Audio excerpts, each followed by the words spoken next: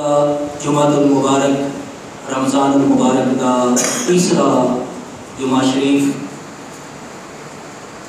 مولا کائنات حضرت علی کرم اللہ وجہ الکریم رضی اللہ تعالیٰ عنہ آپ دی بارگاہ بے کس ناز دے وچ ہدیہ عقیدت عرض کرانگے۔ اللہ تبارک و تعالیٰ سب نو سمجھن دی اور عمل کرن دی توفیق عطا فرمائے۔ حضور نبی کریم علیہ السلام دے غلاموں، اللہ تعالیٰ نے آپ کو بڑیاں شاناں عطا فرمائیاں نے، بڑیاں عزتاں اللہ تبارک و تعالیٰ نے آپ کو عطا فرمائیاں نے۔ یاد رکھو جس نو جو بھی کمال اور شرف نصیب ہویا ہے، اللہ نے ہر ایک نو، ہر صحابی نو، ہر اہل بیت نو، ہر ولی نو اللہ نے جڑا کمال عطا فرمایا ہے، اس صدقہ ہے زہرا رضی اللہ تعالیٰ عنہ دے بابا جناب سیدنا حضرت محمد مصطفیٰ صلی اللہ علیہ وسلم کی ذات کا۔ تو ذاتی طور پہ کسی کا کوئی کمال نہیں ہے، ہر کمال اللہ تبارک و تعالیٰ نے اپنے محبوب علیہ السلام کے ذریعے عطا فرمایا ہے۔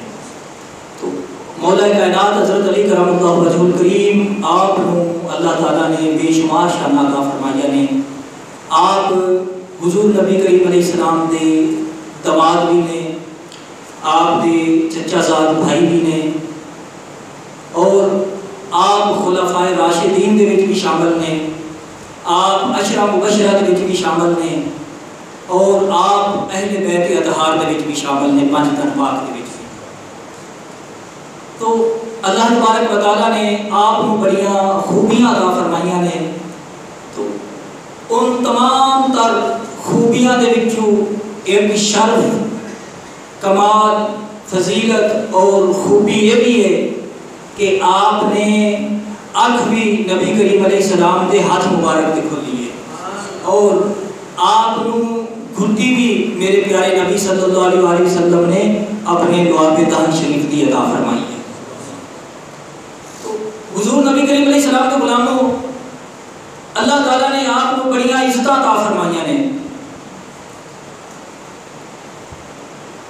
مشرف بن معیب سابقہ آسمانی کتابہ دا ماہر عالم اور بنی اسرائیل دا بہت بڑا عالم دین، ملک شام دے رہن والا، اس نے جدو آسمانی کتب دا مطالعہ کیتا، انہوں نے پڑھا،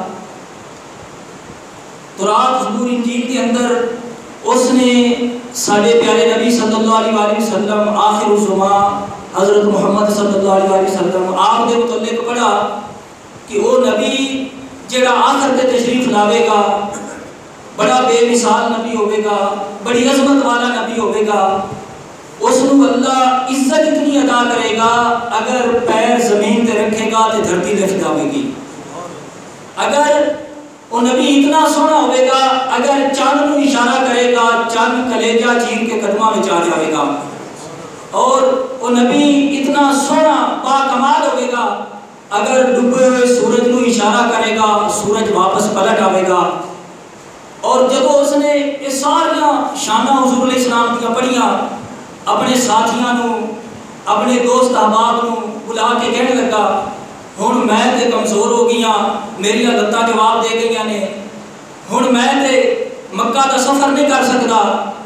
یہ ضرور اس نے پڑھا سی کہ مکہ تو مکرمہ دے وچوں کچھ لوگ آون گے قافلے دی صورت وچ، کیونکہ ملک شام لوگ اس طرف تجارت واسطے آندے سن، اس کو یہ ضرور پتا سی کہ وہ آخری نبی محمد رسول اللہ وہ شام کی طرف سفر بھی فرماوے گا۔